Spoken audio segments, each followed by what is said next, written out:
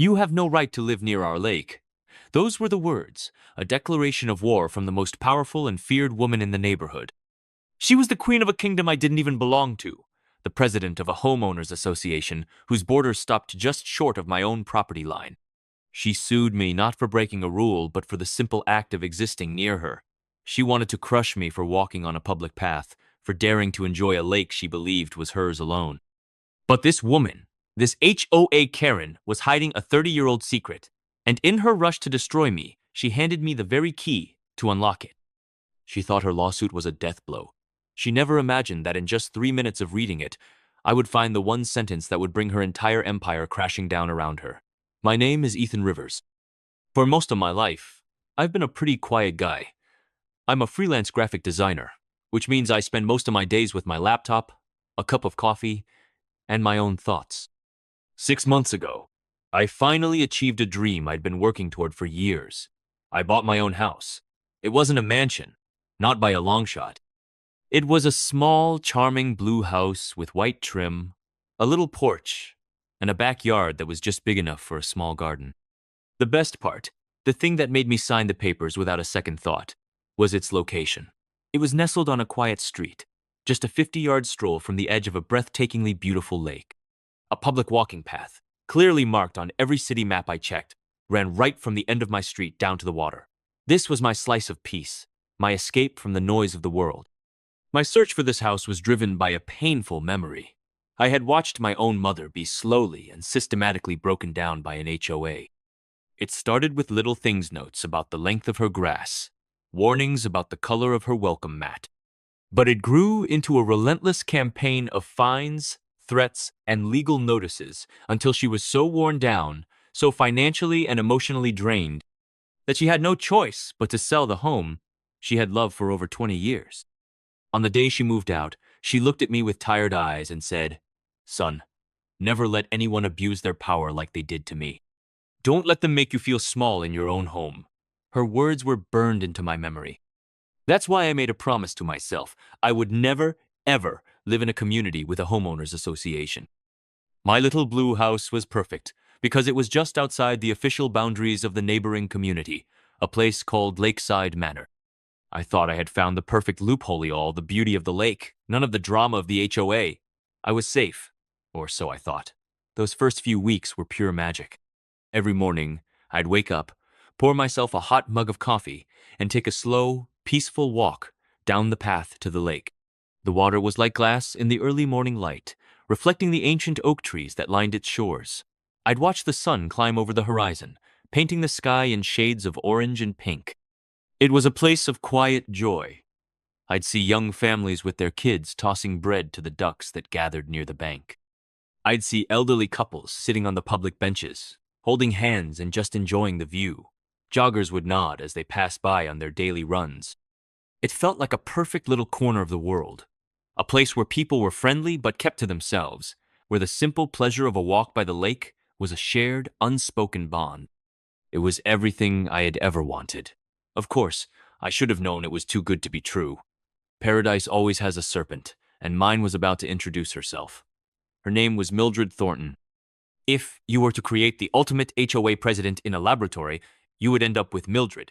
She was a woman in her mid-60s, with silver hair sculpted into a helmet that seemed immune to the wind. She lived in the biggest house in Lakeside Manor, a massive, imposing structure that loomed over the lake, claiming what she undoubtedly considered the very best view. She had been the president of the Lakeside Manor HOA for 8 long years, and in that time, she hadn't just managed the community. She had conquered it. I would later come to understand that her power wasn't just in the HOA rulebook. She had a web of connections that extended throughout the city lawyers who owed her favors, city workers who jumped when she called, and even private security firms on her payroll. This wasn't just a nosy neighbor with too much time on her hands. This was a woman who had meticulously built an empire of control, and she ruled it with an iron fist. Our first meeting happened on a sunny afternoon, about a month after I moved in. I was sitting on one of the benches by the water, a sketchbook in my lap, trying to capture the way the light danced on the lake for a client's logo project. I was so lost in my work that I didn't notice her approach until her shadow fell over my page. "Welcome to our little piece of paradise," she said. Her smile was wide, but it was a cold, practice thing that didn't come close to reaching her eyes.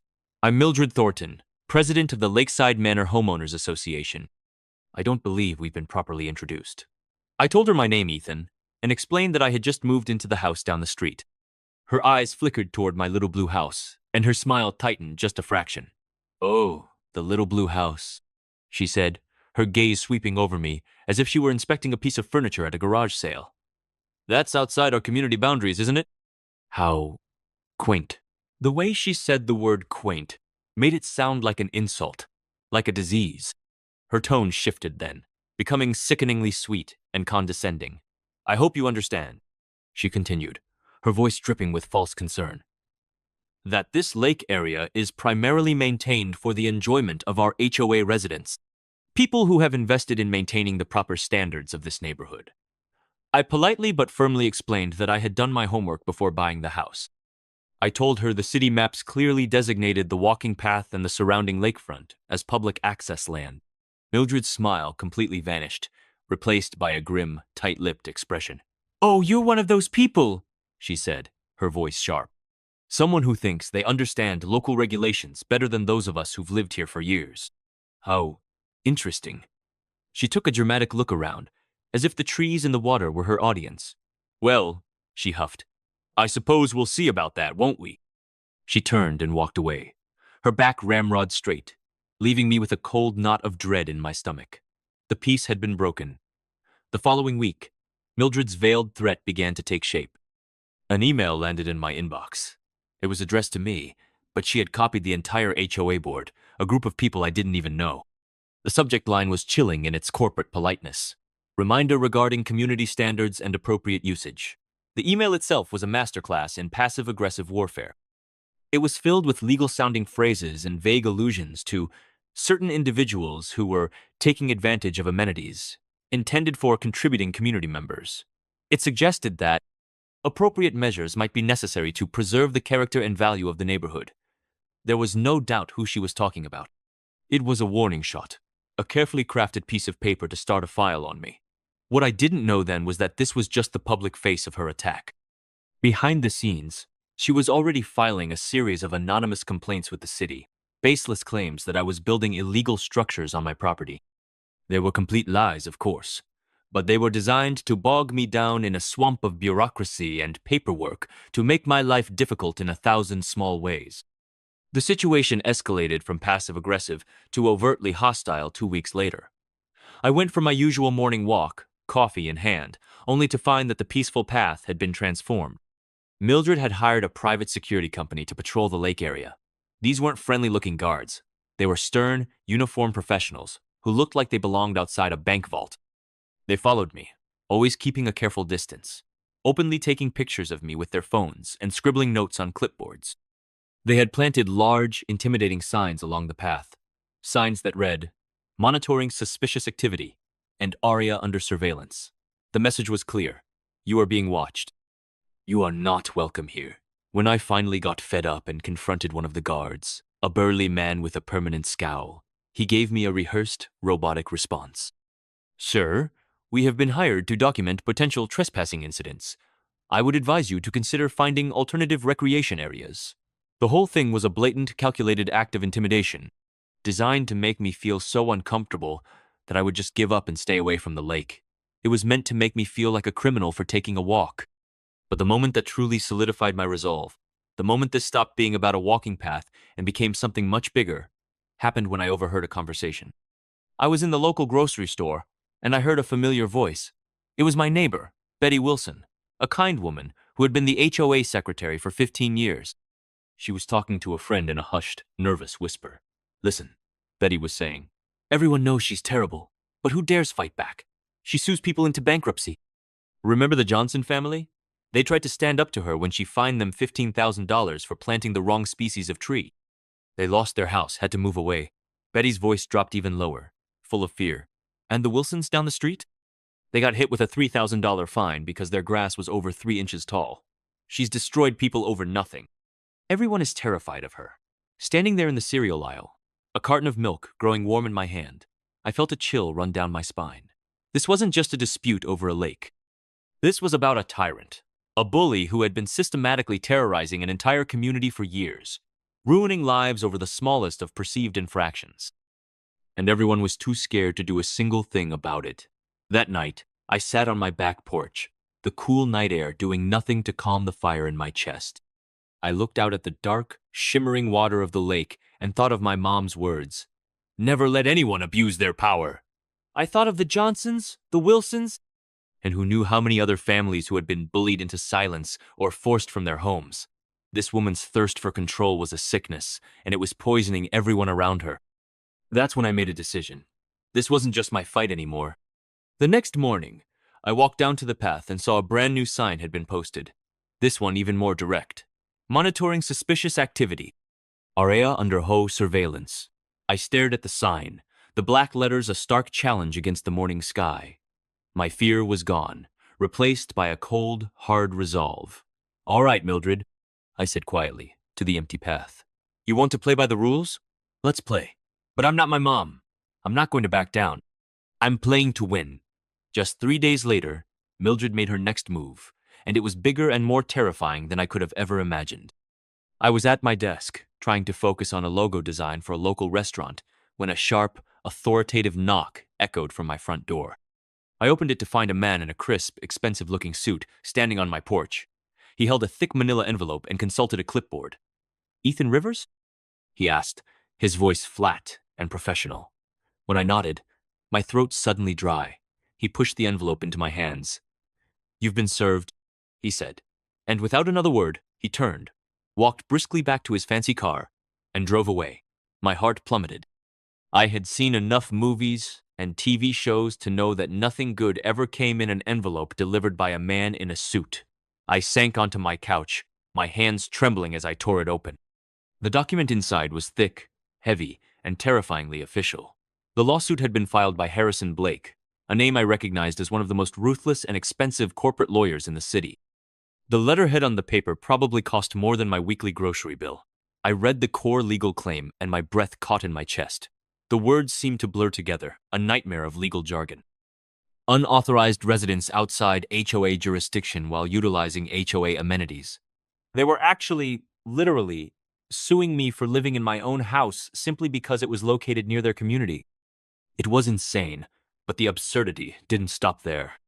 The lawsuit piled on additional claims: trespassing on private property, the public path, disturbing community peace, my morning walks, and, the ultimate insult, decreasing neighborhood property values.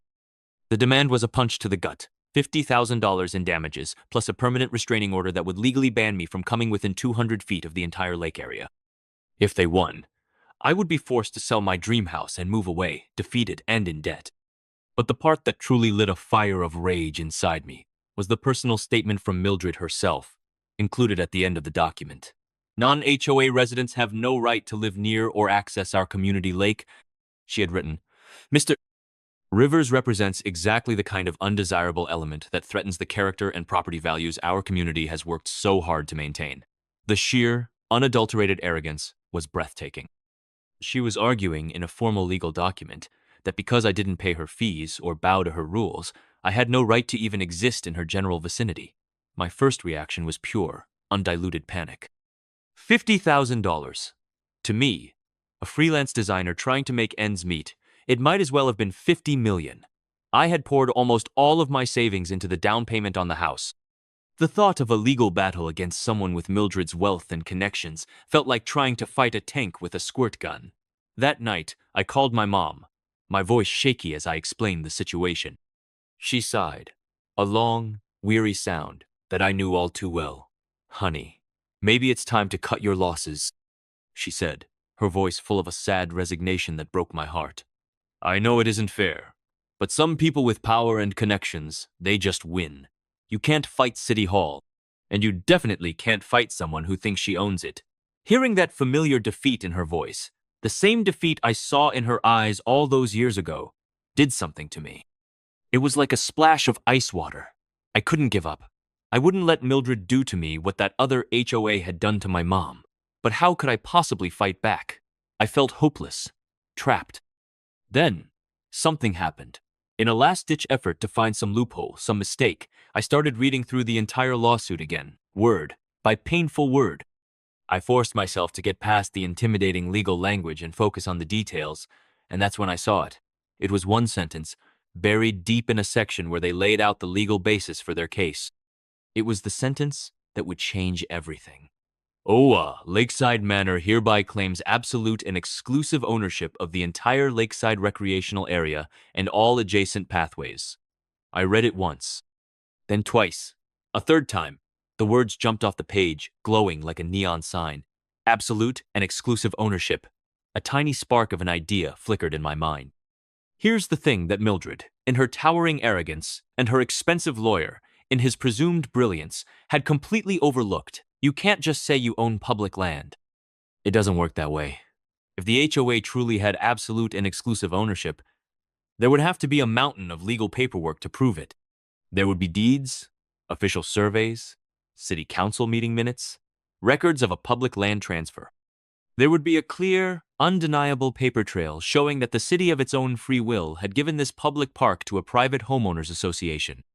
And a powerful gut feeling told me that those documents didn't exist. Why? Because what they were claiming was something that almost never happens.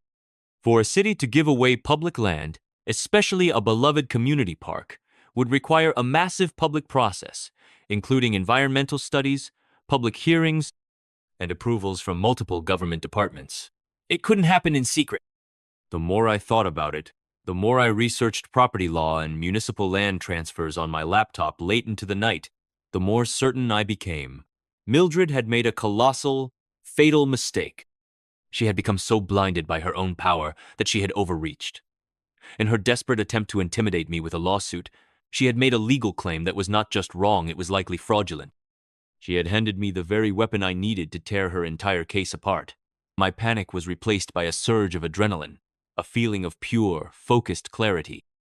If I could prove that the lake area was still public land, and I was now almost positive it was, then her entire lawsuit would not just fail, it would implode. Even better, she and her lawyer could be in serious legal trouble for filing false claims and trying to mislead the court. The bully who had terrorized a neighborhood for years had just tripped over her own ego. The very first thing I did the next morning was call David Martinez. He was a real estate attorney with a reputation for being a giant killer, a guy who loved taking on impossible David versus Goliath cases and, more often than not, winning them. "David," I said. The second he picked up the phone, my words tumbling out in a rush. "I need you. I think an HOA president just trapped herself in her own lawsuit." I read him the exact sentence from the document. The claim of absolute and exclusive ownership. There was a long silence on the other end of the line. Then I heard him start to laugh. It was a low, appreciative chuckle. "Ethan," he said, and I could hear the smile in his voice. "I've been practicing law for 20 years, and I have never, ever had an opponent make it this easy for me. If you're right about the public status of that land, we don't just win this case. We absolutely destroy them." While I was feeling a new surge of hope, Mildred was already taking a victory lap. My neighbor Betty later told me that Mildred was bragging to everyone in the neighborhood, telling them she was finally going to teach that outsider a lesson he'd never forget. She was so sure of her victory that she had already started planning a community celebration for when I was forced to sell my house. But despite David's confidence, a sliver of doubt remained. Lying in bed that night, staring out my window at the moonlit lake that I was fighting for, I felt that old knot of anxiety tighten in my stomach. "I hope I'm right," I whispered into the darkness. "Because if I'm wrong, I lose everything." The next morning, David and I embarked on our quest. It felt like the most important project of my entire life. Our first stop was the city planning office, the logical place to find the original deeds and maps for the lake area. We walked in feeling optimistic, but we hit a wall almost immediately. The clerk at the counter, a nervous woman who kept darting her eyes around as if she was afraid of being watched, gave us the bad news. "I'm sorry," she stammered, "but the historical records for the lakeside area are temporarily unavailable." When David, with his lawyerly persistence, pressed her for a reason, she finally admitted, in a voice barely above a whisper, that someone had recently requested that all documents related to the lake be secured, pending a legal review. The timing was far too perfect to be a coincidence. Mildred had gotten there first. She was trying to bury the evidence. Our next stop was the main city library, which we knew kept backup microfilm copies of most important city documents. We ran into the same roadblock. The librarian informed us that the specific historical records we needed had been temporarily borrowed. And when David asked who had borrowed them, the librarian checked the system and confirmed our suspicions. The borrower had left Mildred Thornton's name and contact information as a reference. It was becoming painfully clear that Mildred was systematically cutting off every official avenue to the truth. David was visibly frustrated, but he turned to me with a grim smile. "This is actually good news, Ethan," he said. "Innocent people don't go to this much trouble to hide public records." "She's running scared. She is definitely trying to cover something up." That afternoon, I received a quiet phone call. It was Betty Wilson, the HOA secretary. She had used a neighbor's phone to contact me, afraid that Mildred might be monitoring her calls. We met in her kitchen, the blinds drawn, speaking in low voices. She laid out the full, horrifying scope of what I was up against. "Ethan, you need to understand," she said, her hands trembling as she clutched a cup of tea. "Mildred is not just a bully. She's vindictive. I told you about the Johnsons and their trees. What I didn't tell you is that Mr. Johnson tried to appeal the fine. Mildred then used HOA funds to hire a top law firm and countersued them for damaging community harmony. They were buried in legal fees," she continued, her stories painting a grim picture of Mildred's reign. The Wilsons, fined for their grass length, had tried to argue it was due to a broken sprinkler. Mildred's response was to fine them an additional $1,000 for failure to maintain irrigation systems. For 15 years, Betty had been the secretary, a silent witness to it all. She had watched as Mildred systematically dismantled any opposition, amending HOA bylaws to give herself more power, and stacking the board with her loyal followers.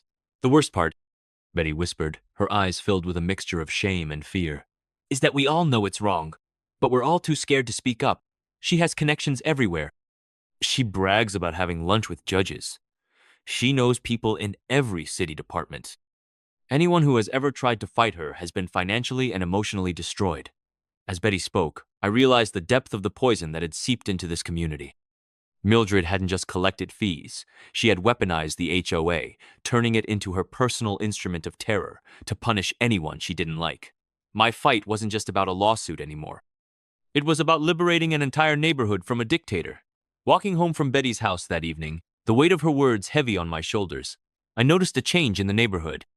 Several of my neighbors, people who had given me friendly waves just a week before, were out in their yards. As I walked past, they didn't wave. They stared. Their expressions ranged from cold suspicion to outright hostility. One man, with whom I'd had a pleasant chat about gardening just a few days ago, saw me coming, abruptly turned his back, and hurried inside his house. The news of the lawsuit had spread like a virus, and Mildred's narrative was winning. In their eyes, I was the troublemaker, the outsider stirring up problems. The warm, welcoming community I thought I had found was turning against me. That night, sitting alone in my silent living room, I felt a wave of doubt wash over me. It was so powerful it almost knocked me down. Maybe my mom was right. Maybe this was a fight I couldn't win. Maybe the smart thing to do was to give up, sell the house, and just move on. "I'm making this bigger than it needs to be," I said out loud, the words sounding hollow in the empty room. Maybe I should just accept it, find somewhere else to live. That's what Mom did. And maybe she was smarter than I am. The thought of surrender felt like a betrayal of my mom and of the promise I'd made to myself. But the fear was real and suffocating. Just as I was sinking to my lowest point, my phone rang, startling me. It was Betty, but this time her voice was different. The fear was still there, but it was overshadowed by a new, steely excitement. "Ethan, I can't take it anymore. I can't watch her do this to you, to another family," she said, her words quick and urgent. "Tomorrow morning, go to the backup planning office downtown on 5th Street. It's an old records annex. They have duplicate digital scans of everything, and I guarantee you, Mildred doesn't even know it exists." She took a deep breath. "And Ethan, I found something else. I've been going through years of old HOA emails. Mildred has been sending anonymous complaints to the city about families for years, reporting them for all sorts of nonsense. I have copies. I have copies of everything." The next morning, filled with a renewed sense of purpose, David and I drove to the address Betty had given me. The backup planning office was a dusty, forgotten place in the basement of an old municipal building. The clerk was an older man, with thick glasses, who seemed completely uninterested in local politics. He was just happy to have someone to talk to. When we explained what we were looking for, the original planning documents for the lakeside area from the early 90s, nodded slowly, disappeared into a back room filled with humming servers, and returned a few minutes later with a CD-ROM. Everything from that era was scanned, he said, handing it to David. We sat down at a dusty computer terminal, and David inserted the disk. He clicked through a series of folders, and then, there it was, a file labeled Lakeside Community Park Project, 1993. He opened it, and on the screen, in crystal clear resolution, was the original 1993 city planning map. Across the entire area of the lake and all the surrounding pathways, stamped in bold, unmissable letters, were the words, Public Assessed Land. The document was official, complete with the bright red, authenticated stamps of the city and the verified, scanned signatures of 3 different city planning officials. David let out a long, low whistle. "Ethan," he said, turning to me with a wide grin, "this is it. This is the smoking gun." I stared at the screen, a surge of emotion washing over me, part righteous triumph, part burning rage. "She's not just wrong, David," I said, my voice shaking with anger. "She's been deliberately and illegally hiding public land from an entire community for 30 years. This isn't just trespassing. This is fraud on a massive scale. I thought about all the families who had been scared away from the lake. All the children who had been denied the right to play in what should have been their own neighborhood park. We had the evidence. But finding a weapon is one thing. Wielding it is another. We had to be smart. We had to make sure Mildred didn't have a chance to wriggle out of this. The Queen was about to be checkmated. 2 weeks later, we found ourselves in Judge Eleanor Morrison's courtroom for the preliminary hearing. This was the moment that would decide if Mildred's ridiculous lawsuit had enough merit to even proceed to a full trial. I should have been feeling completely confident. We had the 1993 map, the smoking gun. But as I sat there and watched Mildred's lawyer, Harrison Blake, set up his presentation, my confidence began to fray at the edges. This was no small-town lawyer. This was a man who radiated expensive confidence, a shark in a $1,000 suit. He hadn't come alone. He had assistants, large foam core charts, and stacks of binders that looked like they contained enough paper to deforest a small country. Blake began his presentation, and it was both impressive and deeply terrifying. He unveiled what he called an updated property assessment, supposedly conducted in the year 2020. It was a series of sleek, professional-looking maps, complete with official-looking boundary markers and city seals. "Your Honor," Blake said, his voice smooth and persuasive, "recent legal review has determined that the lake area in question was properly transferred to HOA management under updated municipal codes passed in the late 90s. This official 2020 survey, commissioned by my client, clearly shows that the Lakeside Manor HOA has a legitimate and legally binding claim to the exclusive use of this recreational area. The maps looked real. The formatting was professional. The stamps looked official." I watched Judge Morrison as she leaned forward, examining Blake's documents with a serious expression. My stomach twisted into a knot of dread. She was taking it seriously. She asked detailed, intelligent questions about the survey's methodology and the municipal approval process. Blake had a slick answer for every single one, citing obscure city ordinances and legal precedents that made his fabricated story sound entirely plausible. The plaintiff's unauthorized residence outside HOA jurisdiction, while utilizing these exclusive HOA amenities, represents a clear and ongoing violation of established property rights, Blake concluded, gesturing toward me as if I were a piece of trash that had washed up on his client's pristine shore. Mr. Rivers was repeatedly warned, and he chose to ignore a legitimate legal notice. When it was our turn, David stood up and began to explain our position, that the land had been designated as public from the very beginning. But Judge Morrison held up a hand, interrupting him. "Counselor," she said, her brow furrowed, "what I am seeing here are 2 conflicting property assessments. The defense's document from 1993 appears to be superseded by this more recent and professionally conducted survey from 2020 showing HOA ownership. Do you have any current documentation that contradicts this 2020 assessment?" David tried to argue that we believed the new survey was invalid, a fabrication, but the judge cut him off again. "Belief is not evidence, counselor. I think this court needs to see more definitive proof before it can proceed." And that's when she delivered the blow that felt like it had ended the entire fight. Given the conflicting documentation presented today, she announced, her voice firm and final. This court is postponing all proceedings for 30 days. This will allow for an independent verification of the 2020 survey's legal status and its municipal approval.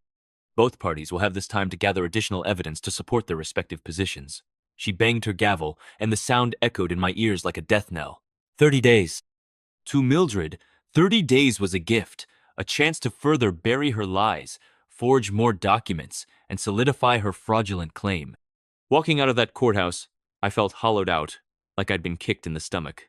We just lost, I muttered to David as we walked through the parking lot. If that fake survey of hers gets legally recognized, we're the ones who will be sued for frivolous legal harassment. David tried to be reassuring, but I could see the worry in his eyes. We had walked into that courtroom with what we thought was a silver bullet, only to find that Mildred had come prepared with a bulletproof vest woven from lies and deceit. As if to rub salt in the wound, I could hear Mildred's triumphant voice carrying across the parking lot. She had brought a small entourage of her supporters from the neighborhood, and she was holding court. I told that boy exactly what would happen, she declared, loud enough for me to hear every word. Now he knows what it costs to mess with people who actually belong in quality neighborhoods. Some people just need to learn their place the hard way. The drive home was a blur of disappointment and fear. David kept repeating that something about that 2020 survey didn't smell right, that Blake's presentation was almost too perfect, but his words felt like a faint comfort against a tidal wave of defeat. The professionalism of their fake documents, combined with the judge's clear concern, made me realize we were up against something more sinister than a neighborhood bully. This was a calculated, well-funded conspiracy to steal public land. That night, I had to make another call to my mom. The disappointment in her voice was almost worse than my own. Honey, I know you want to fight, she said, her tone gentle and sad. But maybe it really is time to think about cutting your losses.